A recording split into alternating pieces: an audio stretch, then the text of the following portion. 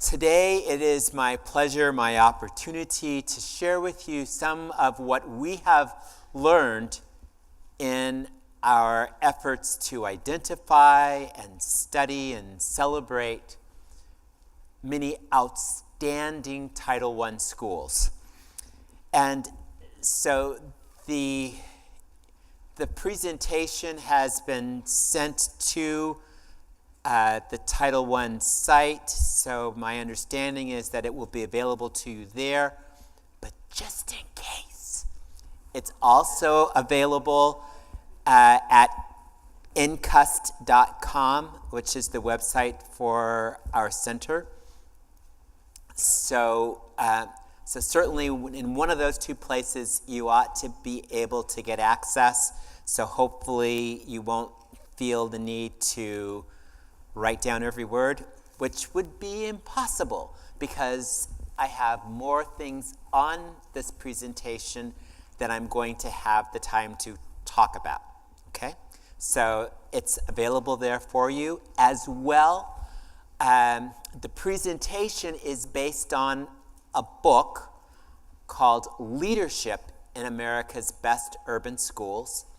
The book is available, I believe, in the conference bookstore, and later on I'll be doing book signing if you're so inclined. But again, more of this presentation, more of the details, a lot more examples are available in the book. So, I start with my favorite quote. Every system is perfectly designed to achieve the results it gets.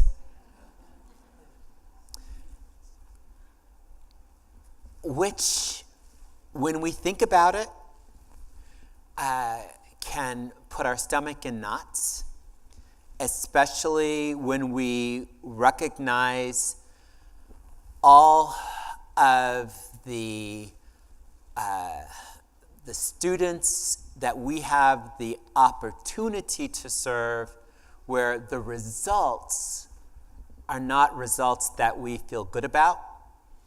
But at the same time, as I think about this quote, I recognize that there are microsystems that have been developed in real places, in real schools, where they are achieving amazing results. So even though you might say that in our large U.S. system of public education, that system is perfectly designed to get mediocre results or uneven results or disparate results for different populations, we know that it is possible, it is doable. Mortals are doing it today to get great results for every demographic group they serve. And so my center, the National Center for Urban School Transformation, since 2005, we have identified, celebrated, studied now 117 schools that have achieved remarkable results. These are public schools, including some public charter schools. These are elementary, middle, and high schools. None of these schools have selective admissions criteria. In other words, they open the door to whomever. They all serve low-income communities. Most of these schools have 60, 70, 80, 90, 100% of their students meeting free or reduced price lunch criteria. But all of these schools have multiple evidences of strong results for every demographic group they serve. And when we say high rates of success, what we generally mean is that even though these are schools that are in low-income communities, even though these are certainly Title I schools, they are also schools that are outperforming the state. So they're doing better than the average of all students in the state. And every racial ethnic group they serve is performing better than the state as a whole. In addition, with many of these schools, their English learners are performing better than the state as a whole. And we see this in terms of state assessments, but we also see this in many other indicators. We see high graduation rates for those secondary schools, high rates of access to challenging programs. We look not only to see how the students are performing when they're there at that particular school, but we follow those students to the next level to see, are they still demonstrating success? We look at suspension and expulsion rates and many other indicators of achievement. These are schools where, bottom line, most of us would be quite happy to send our children or grandchildren. And so I suggest that these are schools that have achieved both excellent and equitable learning results.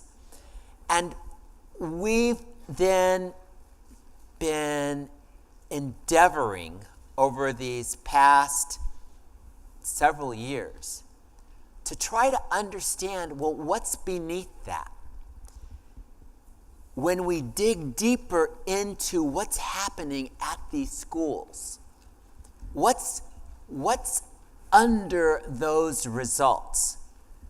What can we all learn as systems about the results that these schools have achieved? And that's the question that has been driving our efforts for many years. We focused in first on the teaching practices that we saw in these schools. And we have a book called Teaching Practices from America's Best Urban Schools.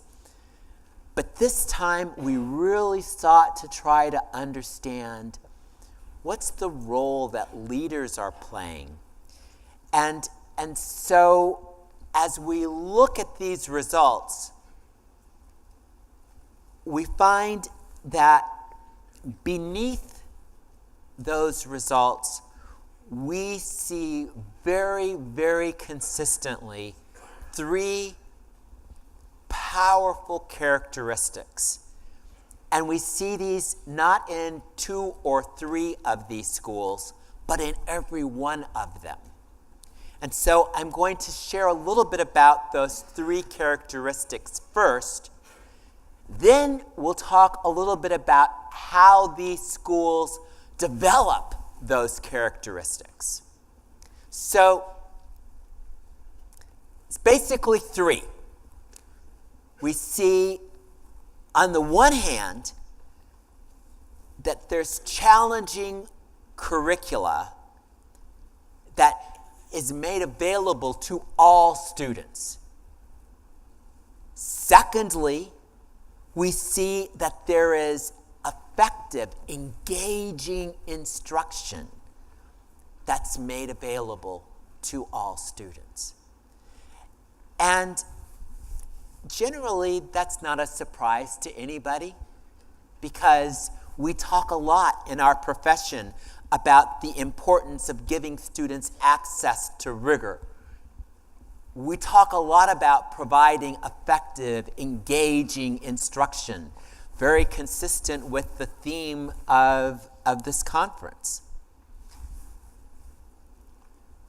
But what I hear less in our professional rhetoric is attention to this third element that we call a positive transformational culture. And I'm arguing that this is so important that we try to demonstrate it in this graphic as a base, as a foundation. If you, as a leader in a school or a school district, endeavor to create challenging rigor curricula for all students, but you do so without that base of a positive transformational culture, your chances of success are hugely diminished. If, as a leader, you endeavor to change the quality of instruction such that it's more effective, much more engaging, but you do so without that base of a positive transformational culture, your chances of success are just not very good. So let's talk first about that base. What is it? What is a positive transformational culture? And keep in mind that this is not something that a bunch of us at the university kind of got together and thought about and dolled up and tried to make pretty. This is what we learned from schools that were doing it. This is what we learned from real schools that were achieving outstanding results for every demographic group. First of all, what we see in these schools is that they changed what was taught, that curricular rigor. They changed how the teaching occurred, and then they changed how people related to each other, that school culture. One could say that if teaching and learning remain the same, learning results will not change. But what we also have come to believe that if the school culture doesn't change, you're not going to get teaching and learning to change. Why is that? Because in these schools, there's a bottom line. If you are wanting students to learn more, to achieve more, if you're wanting me as your student to learn this algebra, then bottom line is you need me to work, right? Why should I? Why should I? In many schools across this country, students do not perceive that we have given them a sufficient answer to that question. Why should they invest in this challenging effort to learn content that's difficult for them? Well, in these very successful schools, students have told us their answer to that question. So when we ask, well, why do you work so hard? They tell us, well, it's because the adults here care about us. They want us to succeed. They believe in us. That is a huge part of this positive transformational culture. But it's not simply that the students are saying, this is all lovey-dovey, and everybody just loves us and cares about us. That's not it. It's that the adults care about us enough to transform this thing that we call school in a way that's going to help ensure our success. That's what we mean by a positive transformational culture, where there is such a level of commitment to the students that we're willing to say, well, wait a minute, why are we doing it this way? And if the answer is Tawadi, you know about Tawadi? TTWWADI. That's the way we've always done it. If the answer is Tawadi, then that might not be good enough for our students. And so we might need to think about, well, then what are the ways that we can change this? What are the ways that we can transform this such that our students are much more likely to be successful? One of the schools that we awarded was an alternative school in Dayton, Ohio, where the students in that school were students who had been kicked out of other high schools in the community. And this was one of the trips that I wanted to visit. I wanted to go on this one personally because I wanted to see if this was real. And it was. And when I interviewed the students, and I said, well, okay, your grade point average was 1.2. How do you do that? Right? And now you are on a track that is leading you to college. This is a school where, even though it's an alternative school, they had like 57% of their students who graduated and then went on to college.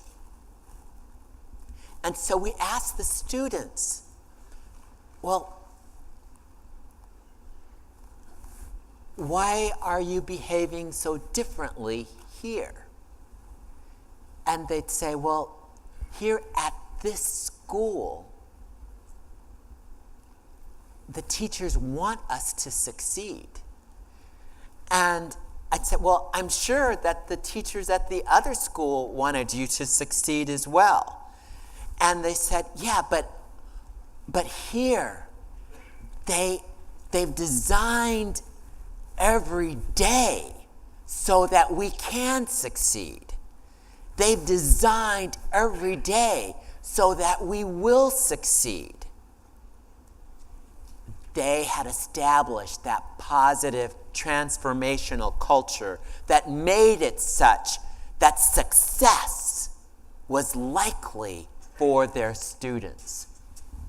But it's not just a positive transformational culture for students, because if we want that rich, engaging, stimulating, challenging curriculum, if we want that engaging, effective instruction, it's work for the adults as well.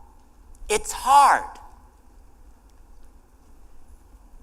it requires me to give up what I'm comfortable doing as a teacher in your school, to step out on a limb that I may not be, I may worry about if I can succeed with that. So why should I run that risk? Why should I invest that level of effort? In these very successful schools, we hear educators saying, well, we do that. We take that risk. We invest that effort because this is an administration that cares about us. This is a district that wants us to succeed. And they have invested the effort and the support, and they've put in place the strategies to help us succeed. Bottom line, ours is a people business. But we don't necessarily act all the time like it is a people business. And if we forget that we can't get to our goals in the absence of the full investment of those stakeholders that we need, then we just set ourselves up to be frustrated. So it's so important to understand that these schools that we're studying many times are just 2 miles away from another school with the same demographics, the same school board, the same challenges, the same drinking water, right? But they get dramatically different results. As the kids would say, what's up with that? Right? Why isn't that making us crazy? When one school has twice the level of success as another in the same district, the same area. They've got the same curriculum. They've got the same textbooks. They've got the same basic resources. But they have very dramatically different cultures. And those students will tell you, and the parents will tell you, and the teachers will tell you how that culture is different and how that culture influences their investment of their energy into making that school work. So it is that positive transformational culture, but it's also about access to challenging curricula for everybody. And it's not just about covering content. A lot of times when we talk about access to curricula, people say, oh yes, we provide that access because we've looked at our state standards and we've aligned what we do in the classroom to those standards, and we cover all of this stuff. And I can show you because on September 3rd, we're going to talk about this. And on November 4th, we're going to be here, and so on and so on, and we cover it. Coverage is not the same as access. When I really get access, then I get the real opportunity to understand. I get the opportunity to make sense of it. I get the opportunity to say, oh yeah, now I know what you're talking about. But if we're just covering it, a lot of times what we're really doing is what one of these amazing principles called chicken feeding. When I asked Doug Boone, high school principal, I said, what's the main difference between your school now and your school 6 years ago when you were a low-performing school? And Doug thought about it for a while, and he said, well, 6 years ago, we taught school like we were feeding the chickens. I said, excuse me? He said, well, you know about feeding chickens, don't you? I said, why don't you explain it to me, Doug? And he said, well, when you feed the chickens, you strap on your bag of feed, you go out into the yard, you toss the feed onto the ground. If the chickens get it, well, fine. But if they don't get it, well, fine. Your job is just to throw it out there. Their job is to eat it. He said that was the way we taught school 6 years ago. We covered the material. We strapped on our lesson plans. We went into our classrooms and we tossed the information out. If the students got it, fine. If they didn't get it, fine. We gave a quiz on Friday, put the grades in the grade book, and we moved on. He said the fundamental difference in this school 6 years ago versus now is that now you can go into any classroom in this school. And teachers aren't content just to toss it out there. They want to see evidence. Do the students really understand this? Are they really making sense of this? Have they drawn the connections between this and their world? Are they comfortable enough with this to be able to teach it to the kids sitting next to them? Do they have enough perspective around this to be able to talk about how it might relate to something relatively different? If they have that understanding, if they can demonstrate to us, then we know that they've not just ingested the information, but they've actually digested it. It's become part of them. So it's not simply about covering the material. Real access means getting our students to a place where they really are ingesting and digesting the information so that it becomes part of them. And then when we talk about effective, engaging instruction, we see lots of different models of instruction in these schools. We see lots of different programs. People are always asking me, well, did they use this program? Did they use that program? Did they use this program, that program, that program? And the answer is always yes, because I can find at least one of these 117 schools where pretty much whatever program you mention has been used. It's not the program, right?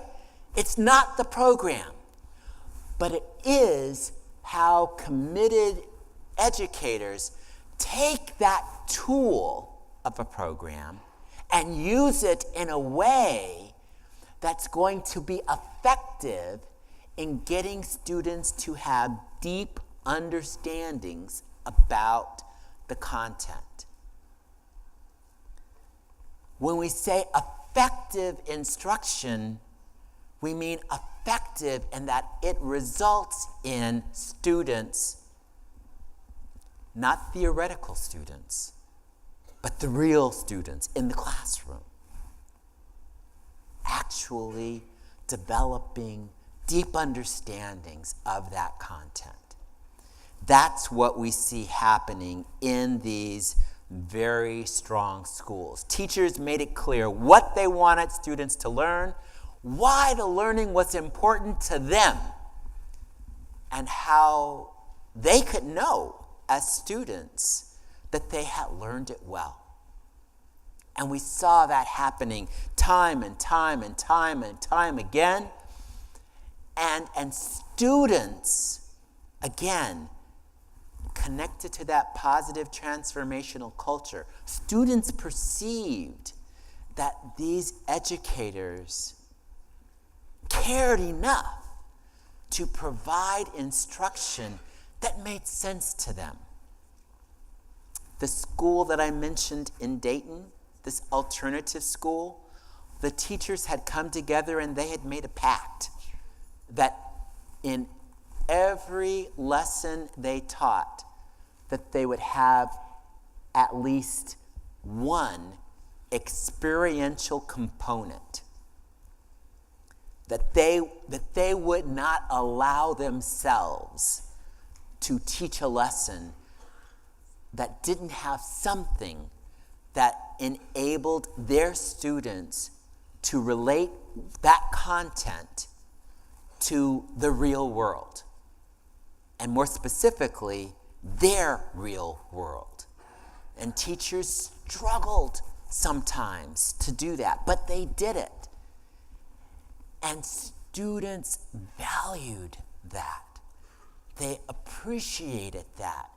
And it multiplied their effort to learn from their teachers. When we looked at what created effective, engaging instruction, we saw lots of different things. And these are all identified actually in that teaching practices book that I mentioned, but also in this new leadership book, because it's important for leaders to understand what effective, engaging instruction means and looks like. But if you notice, and I don't know if you can make it out from the back, but at the center of this is the notion of making students feel valued and capable. And it's both. They've got to feel valued by us as educators, but they also need to feel capable. So telling me, oh, Joe, you're a good kid and you're smart on the one hand, but giving me work that I know is 3 grade levels below me sends me a totally contradictory message. And so in these very successful schools, it's the combination of making students feel valued and capable, but then doing that with a real focus on getting students to master the content, not just to cover it. So, creating those major school-wide improvements in curriculum, in instruction, and culture is hard. Now, the truth of the matter is that probably in every school represented by this audience, there are at least a couple of classrooms in that school where the kind of curriculum, the kind of instruction, the kind of culture that I'm talking about are there. The problem is that in most schools in America, there isn't a critical mass of those classrooms. These schools were able to get great results, Not necessarily by getting every classroom to a place where they had this kind of curriculum and instruction and culture, but getting that critical mass so that it created that school-wide culture. It created a school-wide sense of access to challenging curricula and access to effective, engaging instruction. So how do leaders do that? How do leaders create system-wide a situation where you have this kind of culture, this kind of instruction, this kind of curriculum? So in these very successful schools, we see that there are systems that lead to improvements in curriculum, instruction, and culture when those systems increase each teacher's sense of efficacy concerning their ability to improve teaching and learning. It doesn't mean that those systems have to get every teacher to be an outstanding teacher, but it needs to result in every teacher feeling like it is within their power to improve their teaching and their students' learning. But then, even more importantly, it's about having systems that result in that collective sense of efficacy, where as a team, people feel like we can do this. And way back in 2000, there was a piece of research. It was very, very important, but doesn't get nearly enough attention. And in that research, it says the collective efficacy of a school team can be more powerful than socioeconomic factors in predicting student achievement. That ought to be a part of the Title I Bible, right? Because if we don't get this, then we're missing the boat. So we might know a lot about what effective instruction looks like. We might know a lot about what rigorous curricula should be. But if we don't have systems in place that are creating this sense among our team that, hey, we can do this. No.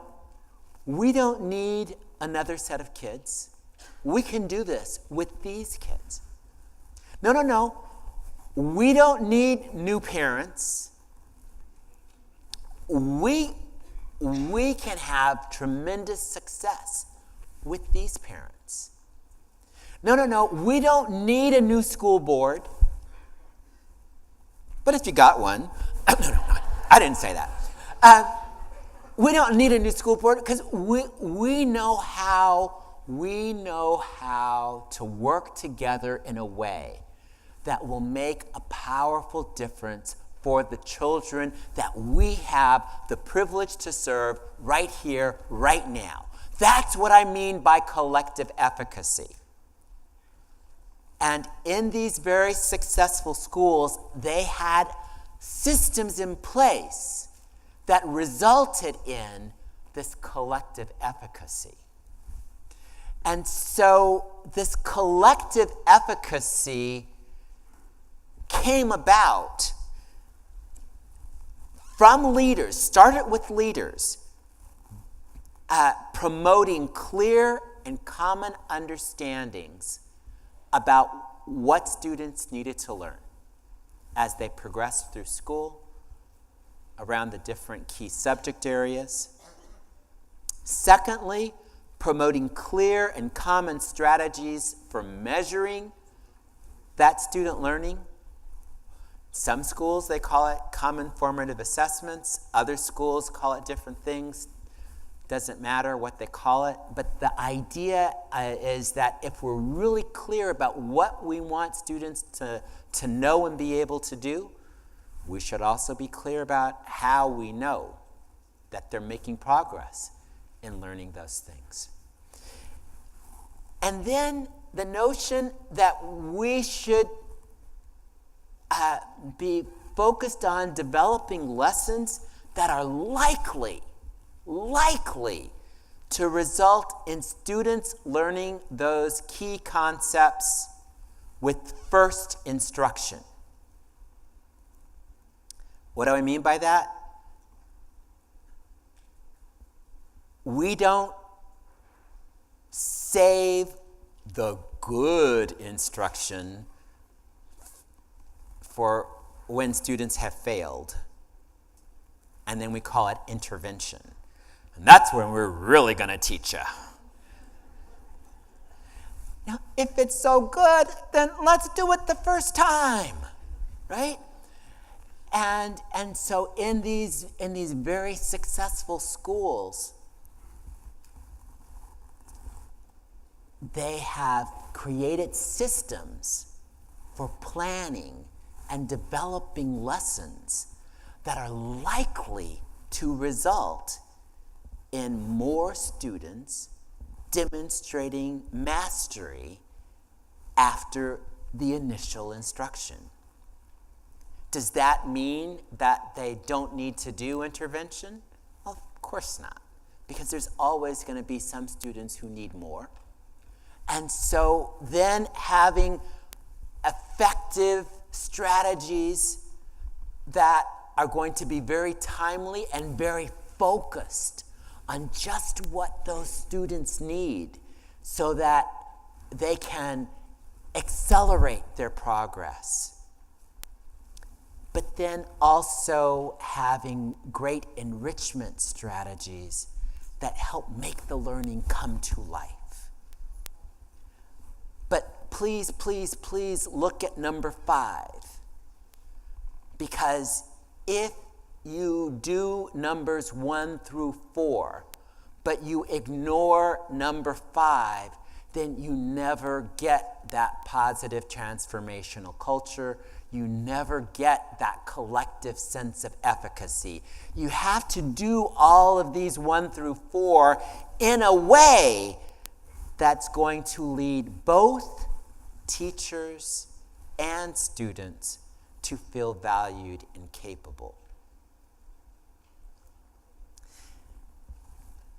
So,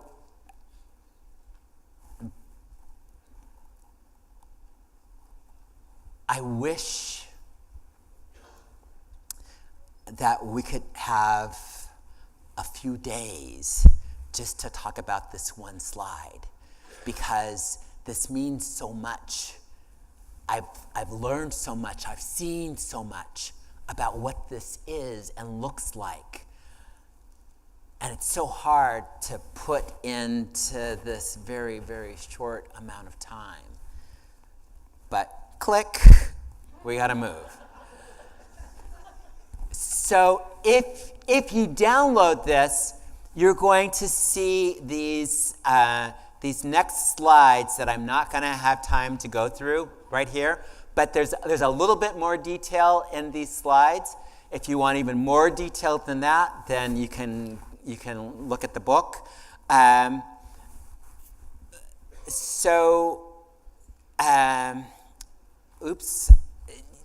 Here. So what you're looking for is outcomes, right? And you're looking to create a situation where everybody feels valued and capable. But part of that depends on everybody really understanding what's really important for students to learn. Because if they don't have that clarity, then it's hard to feel capable. Because You don't know if you actually taught what you needed to teach, right? It's hard for students to know that they've really learned or haven't learned what they needed to learn. Having some clear ways of assessing whether or not that mastery is there is so important, because otherwise you don't have the information that you need in order to truly help everyone feel valued and capable. If you don't have those systems that are resulting in good first instruction, then you don't have what you need in order to make everybody feel valued and capable. And if you don't have those good enrichment and intervention systems in place, again, you're going to risk leaving a lot of people out of the loop when it comes to feeling valued and capable. So all of these things are pieces that work together in a good, powerful, coherent educational system. And our typical educational systems, you see something like this, where there's some key leadership messages that the principal, the superintendent is putting out there. And what happens in teacher collaboration sometimes touches on that, sometimes doesn't, sometimes it's completely unrelated. Yes, there's professional development, but it may not intersect at all with what's happening in our PLC meetings or teacher collaboration meetings. Yes, principals are doing observations and feedback, but that's about something else, not about these things that are happening in the PLC, and it's not about what's happening in the professional development. And so you see these random acts of administration.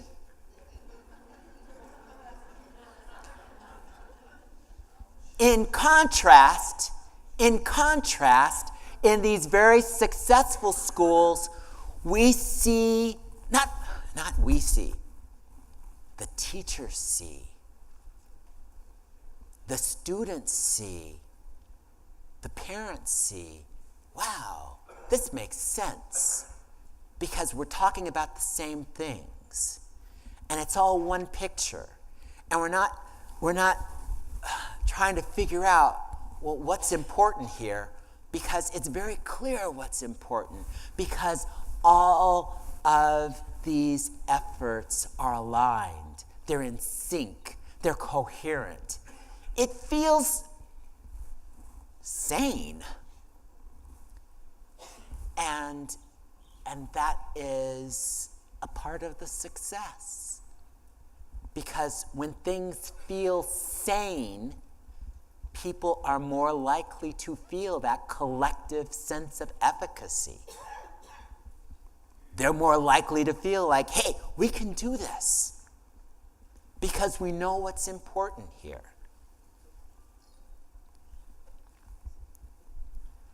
So, why aren't all schools designed to have coherent educational improvement systems? Why is this so hard?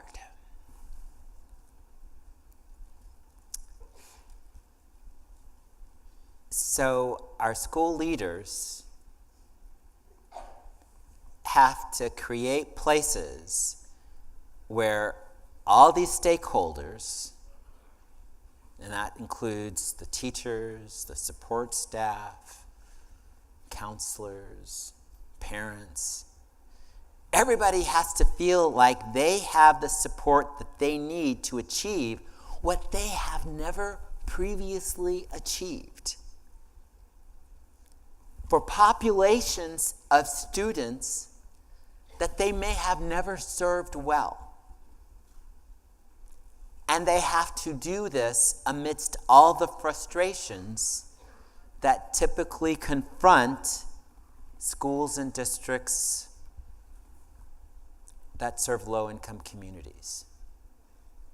That's why it's hard. That's why it's so difficult to generate that coherence. And so there are big leadership challenges that underlie this work. And there's 4 of them here: leading others to pursue change for the right reason, leading others to believe that improvement and success are likely, leading others to understand what's really critical about this change, about this difference that this leader is talking about, and leading others to believe that they really have the capacity to win at what you, the leader, are talking about. I'm going to argue that these 4 leadership challenges confront every leader in every school. What we have learned is that in these very high-performing schools, leaders have been able to put these systems together that lead to this critical mass of success because they have dealt well with these 4 challenges. I'm going to talk just a little bit about each one. So this first one, leading others to pursue change for the right reason. I've seen so many well-intended principals who know in their hearts what needs to be done. And they come in to that school with their steamroller in 10th gear, and they're willing to mow down anybody who gets in the way. And they tell people, you've got to do this. Why? Because I am the principal.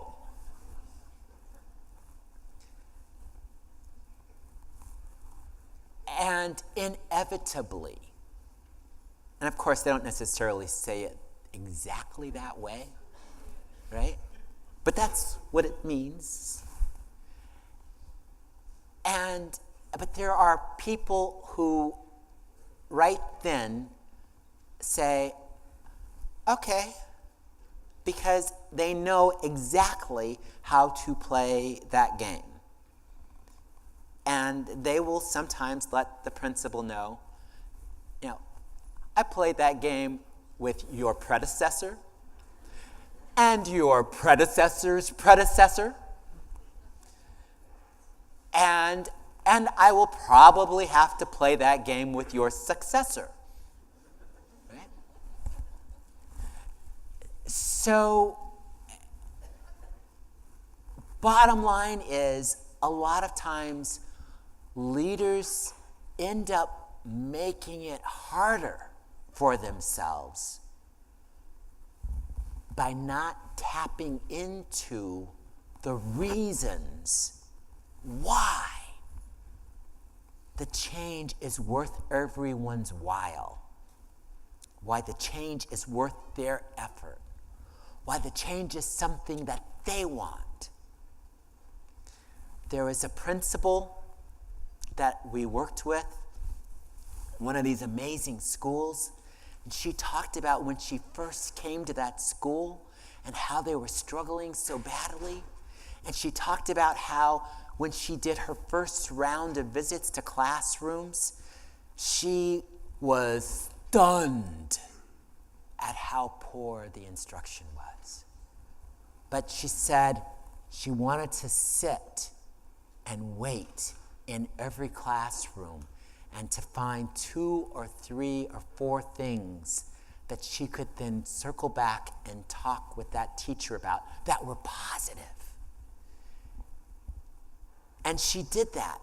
And she said, I think I still have the teeth marks in my tongue. Because there was so much that she wanted to talk about that was negative. But she just fought the temptation. And in that first round of feedback, she just focused on the positive. And she said that in those little feedback meetings, several of those teachers cried. And the teacher said, well, I've been teaching for 20 years, 25 years, 30 years, and nobody has ever come into my classroom, stayed for more than a minute, and then had positive things to say without saying a whole lot of negatives. And the principal, again, bit hard on her tongue because she was thinking, I know why. But she kept it positive. And then in that moment, she would ask each of them, she would say, well, why are you teaching here? This is a tough school. You have seniority in the district. Why are you here? And every one of them said, well, I'm here because I want to make a difference for these kids. I'm here because I want to be in this community.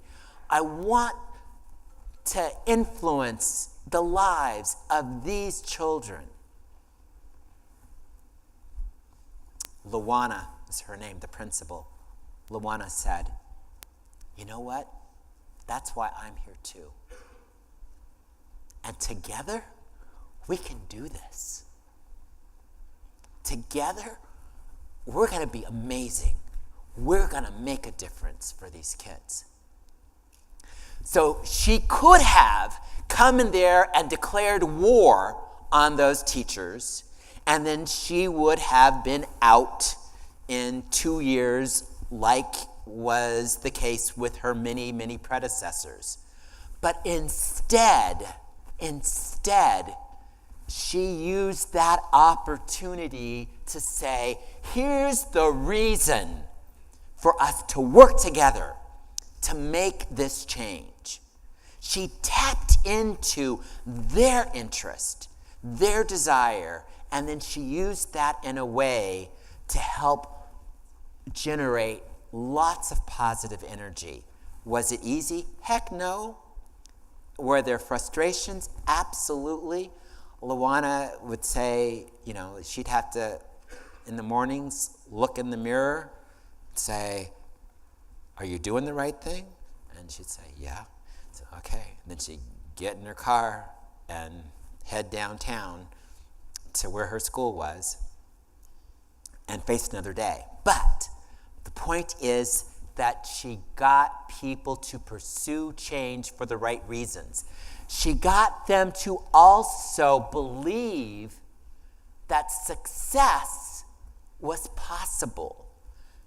And she got them to do so in lots of different ways. But one of those ways was she was constantly in their classrooms identifying those little things that people were doing right and bringing attention to those things, celebrating those things, making people feel like they can do this, that they have this capacity. Looking at the data, lots and lots, and we all know how important it is to look at data, but some of us look at data the wrong way because we're just looking for the bad information. We look for the bad news and we put it out there. We use it to beat people over the head with. But in these very successful schools, yes, leaders are looking at data, but they're doing it just as much to identify the successes, even the little successes, because those help people believe that yes, even at this school, we can succeed. Leading others to understand what's critical, what's absolutely essential about success. What is it that they need to do? And it can't be 47 things. I don't care what your state's teacher evaluation document says.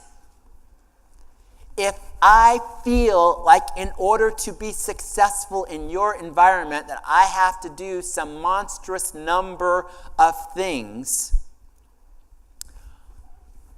I'm not going to feel the sense of efficacy that you need me to feel in order to be successful.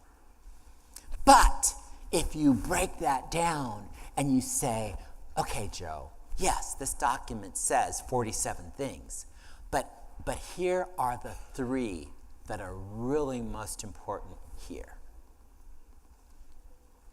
Pick well, because I'm going to really focus on those 3.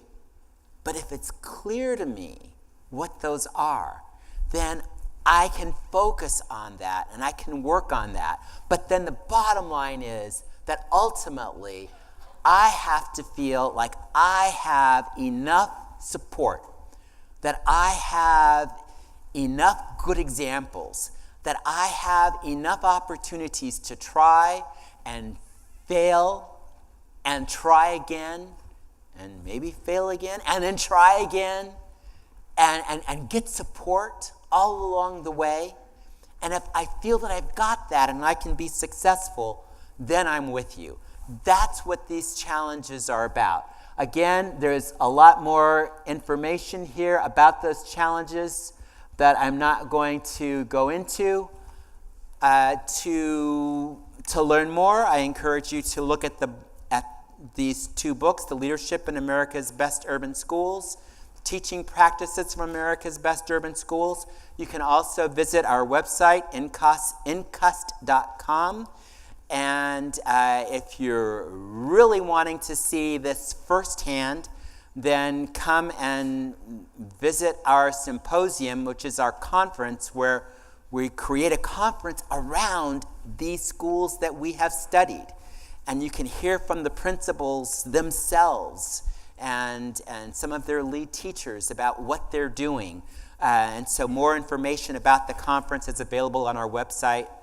I've gone a little bit too long, so I better end here. Thank you. Thank you.